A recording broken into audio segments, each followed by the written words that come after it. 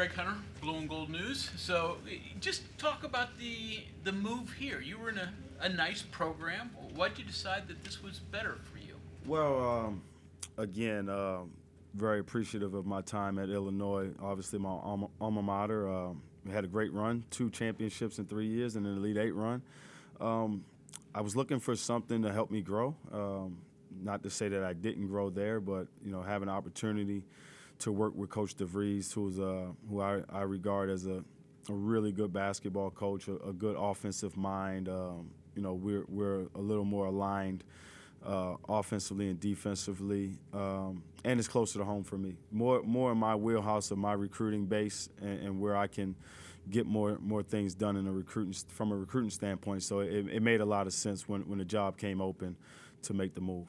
Did you have any kind of relationship with Coach DeVries? Did you know each other much or at all? No, just been a fan. I always I've been fortunate to win in a lot of places, and the one place that I again started off at Kansas State. We won a lot of games there.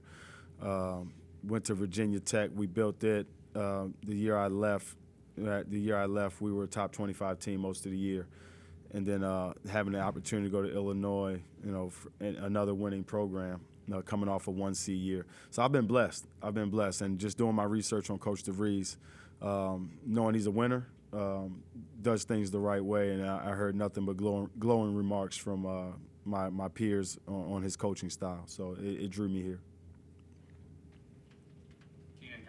Sports.com. You mentioned recruiting. What's the reception been like since you've been here? I know you obviously ties close over to DC and all that area. It's been good, man. It's been good. I think just having that brand, that WV brand, we're gonna have to. Obviously there's a lot more in the recruiting than what people think it is now. It's more than just relationships, and it's become a lot about business and NIL. So when those two meet, you'll see the recruiting take a big uptick. But we're in a good spot. We're in a good spot recruiting. We're on some really good prospects. So just trying to establish a recruiting base, and then all around the country just find good fits that fit us. Coach Justin Jackson with the Dominion Post. Obviously being in Illinois last year, being with Amani and Sincere, bringing them here. Can you just kind of talk about what was the kind of selling process like, getting them to come from Illinois to here, and obviously there's a great relationship you built with them there, and just what was that whole process like? Yeah, and again, that's you hit on it. Relationship. Those are guys that Sincere recruited for a while, and he had a chance to coach for a couple years. Amani, we had been recruiting since his sophomore year, and he came to Illinois and played for us there. So just more comfortability in a relationship piece. Once I made the move, they felt more comfortable being here than anywhere else. Did they do research on West Virginia on their own? I mean, what was that? I mean, again, I think it was more a relationship piece. And then, obviously their parents, trusting me and trusting Coach DeVries, it made the process go a little easier. Yeah. No doubt. It was a fairly quick and easy process. Take me back to your high school days. Did West Virginia recruit you at all? I don't think so. I'm from Baltimore. How many Baltimore guys have we ever signed here? I know Dax, Fess, what's his name? I think he got kicked out of here for Beeline. What's his name? He's a Baltimore kid. About 5'10". He played 3 years here. No, Baltimore guy. He got released. He was with Beeline. That's your homework for today. I forget his name. Dang, what's his name? He played in Baltimore. I know he was a quick little guard. Scored about 11 points his junior year. But he there you go. But those are the only two that I can think of. Oh, Diego Jones, Cyrus Jones. So it's been probably three guys from Baltimore that I can remember.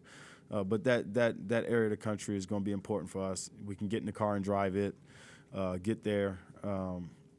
So we got to plant a flag there in the DMV. Also, Ohio has been good to this place. So you want to do some work there. Pennsylvania. I think you can recruit anywhere here, as long as there's an opportunity. And like I said, NIL is a major factor in recruiting now. So we'll be strong there as well. Coached in places that you would have faced West Virginia. So what were your thoughts when you were on the other bench? Ironically, I was at Kansas State for 7 years. My first time seeing the musket go off, I jumped, kind of hid a little bit. But no, it's a great place. It's a hard place to play if you're an opponent. It's a great place for a home court advantage. Fans are always loud and they show up. That's the one thing I can remember now. We had some success here when I was at Kansas State.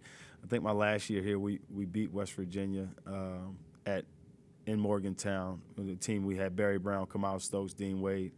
I think we swept them that year. Actually, they had us down 20 at our place, and we came back and beat them. So always remember those wars, those fights with WV. But, again, the home court atmosphere, big time. My first year coaching at Kansas State, we stole one. I think that was Gary Brown, drove the ball. Shane Southwell blocked it to win the game. So I remember vividly all the battles we had here.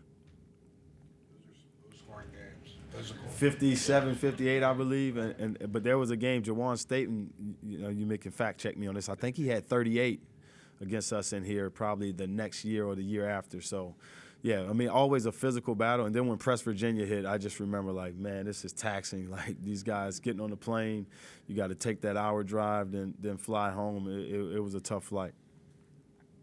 What's this team like? You said you feel like you fit with the style that Coach DeVries coaches. So what does that entail?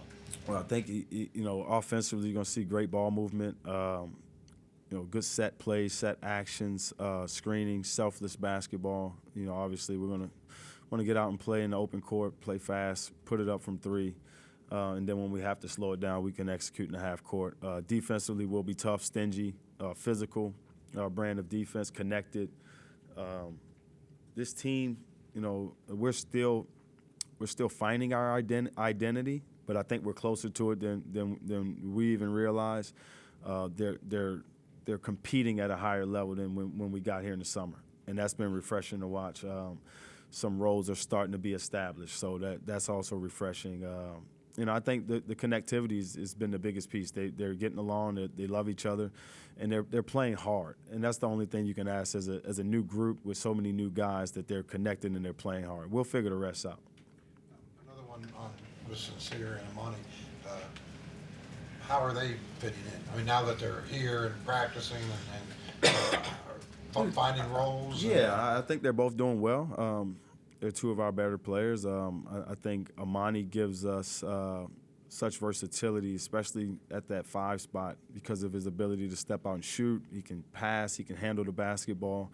Has such a great feel for finding the next play as a connector of offense. And then Sincere, he's sincere. He's going to guard. He's going to probably guard the best player most nights, him or Toby. On the perimeter, he can really sit down and guard the basketball.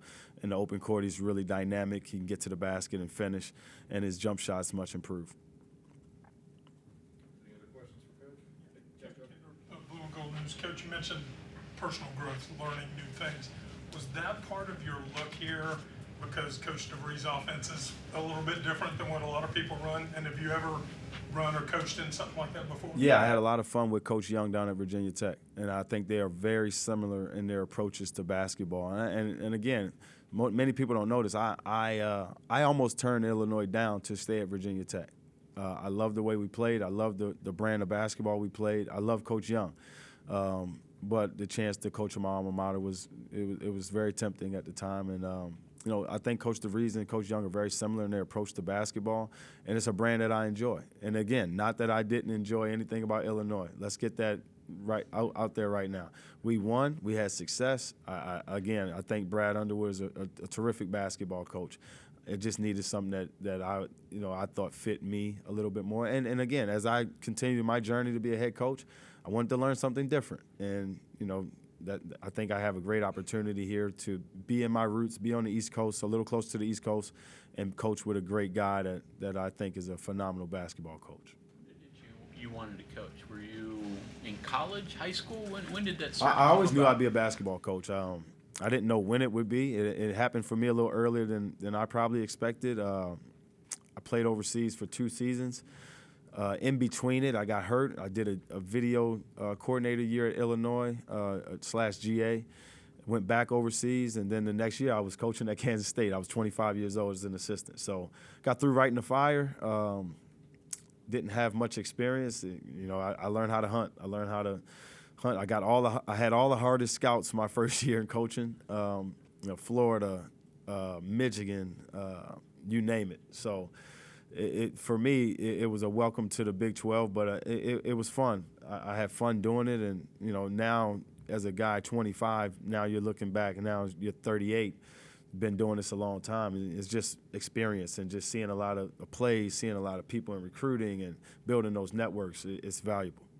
How have you grown as a recruiter over the years? I know it's a thankless job sometimes. Well, the biggest piece for me is I've always been a relationship guy. You know, that's probably the biggest part I struggle with the transfer portal is it's kind of flash dating, if you want to say it in that way. It's maybe you recruit a guy for a week, 2 weeks, you don't know him, he really doesn't know you per se. Like I told you, the guys that came over with me, there were guys that I recruited for a long time.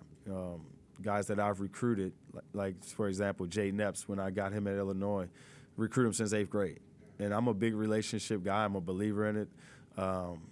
You know, but now it's a little different. We're in a different world now, and I'm still adjusting to it. You know, it's more business than anything as far as the NIL piece. But I think I've grown. Just my network's a little larger. You know, you get to know people as you go through the business. And you know, at K-State, I had to go find players. It wasn't easy place to recruit to. Sign guys out of Florida, Baltimore, South Carolina. I mean, all over the place. Salt Lake City, Utah. We were able to just find, you know, tough, competitive kids that fit us, and you can do the same thing here. So you know all the airports, I imagine? All of right? them, Yeah. all of them, all the highways, airports. I mean, the good thing about here, I can get in the car and drive and recruit. When I was in Manhattan, I probably never got in the car to go recruiting unless I was going to like Sunrise. So it's now I can go to D.C., Baltimore in 3 hours. I can go to Cleveland. I can get some different places from here. Huntington Prep. You can get in the car and drive to recruit. You mentioned some of those adjustments you've had to make with recruiting. What are some of those? Well, I think for us as coaches, you know, it's no secret NIL is here, and you have to find value for what your team needs. There's some guys that the price tag is too high for what your team's value is, and you may like a player, but he may be too expensive. So you got to navigate that world accordingly to what your team needs are and what your budget is. So it becomes tricky in that regard because you're trying to put a roster together and essentially a new roster together most years. You know, retention is obviously key, but I think for us when we got here in April, I think Ofri Neve was the only returner.